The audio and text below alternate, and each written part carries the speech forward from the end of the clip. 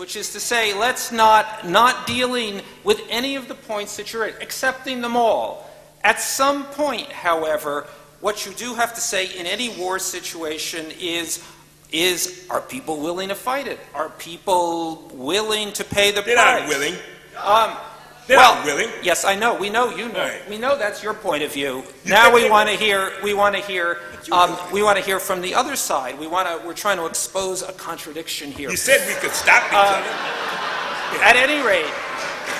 Oh, okay. All right. At any rate, Christopher, where does that bring you? If you look at this country, at some point, this country says, no, enough.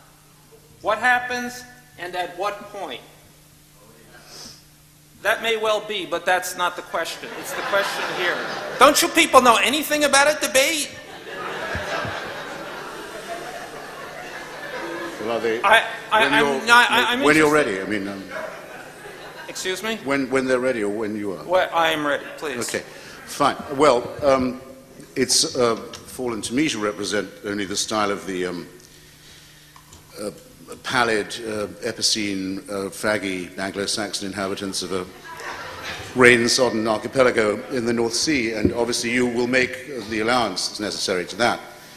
But, and it naturally, therefore, it's with extreme diffidence that I point out to Dr. Benjamin that during the time that Franklin Roosevelt committed the United States Army to war against fascism, African Americans were segregated in the armed forces, and not segregated but equal either.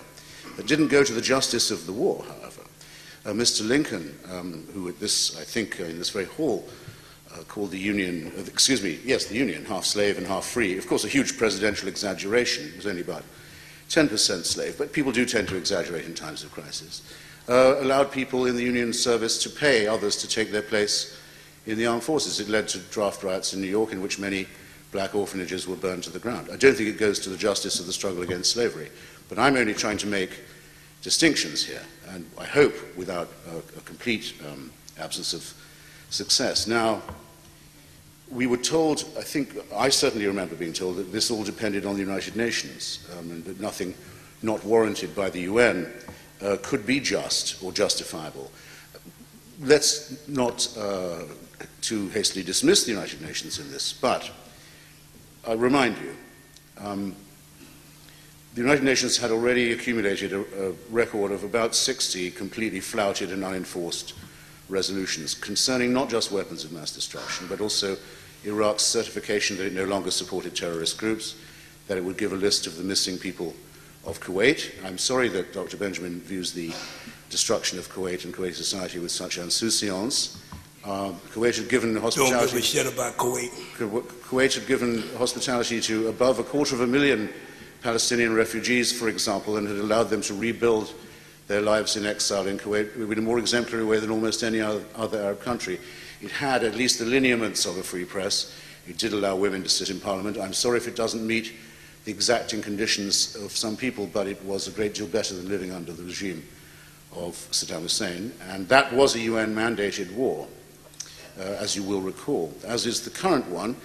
American and British soldiers and others, Danes, Poles, are in Iraq now on a UN mandate, passed by a very important resolution, which empowers the new and recognizes the new elected government of Iraq and calls on the international community to help with its reconstruction and to protect it from sabotage and terrorism in the meantime.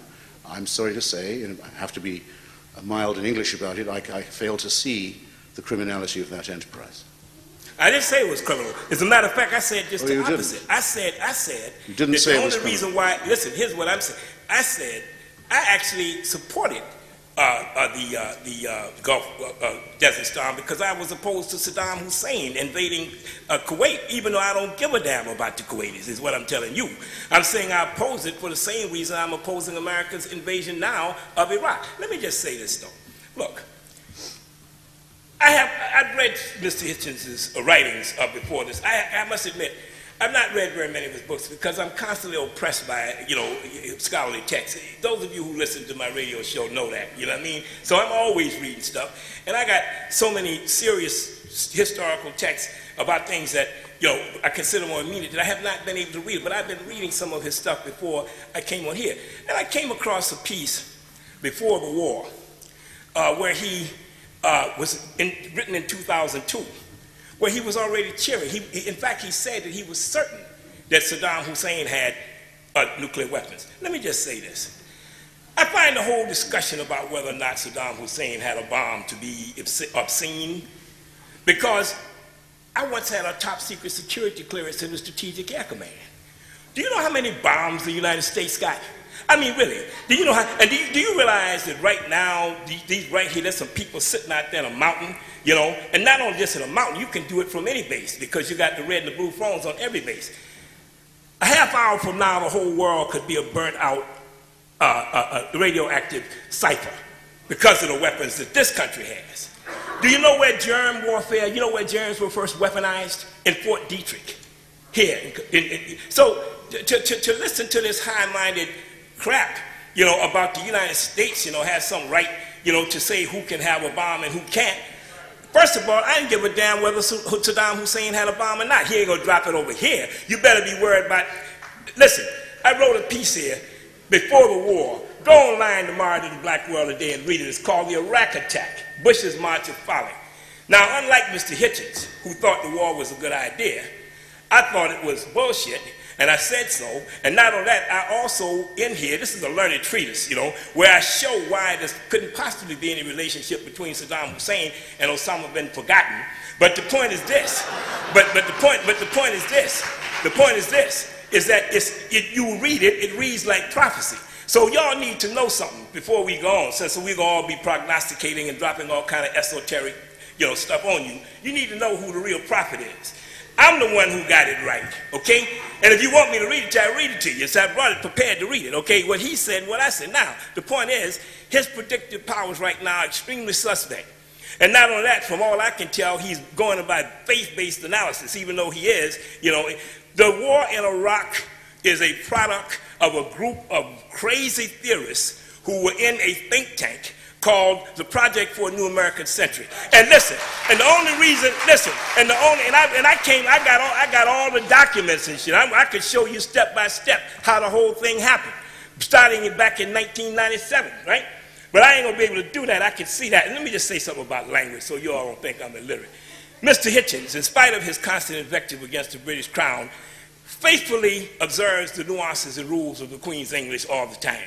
I, however, agree with Mark Twain, Walt Whitman, Toni Morrison, Nobel Prize laureate, and Ralph Ellison, and Langston Hughes, that the American idiom is more expressive, especially since it has been constantly enriched by the Afro-American idiom. So I will be drifting in and out of the Afro-American idiom at will. Y'all feeling me?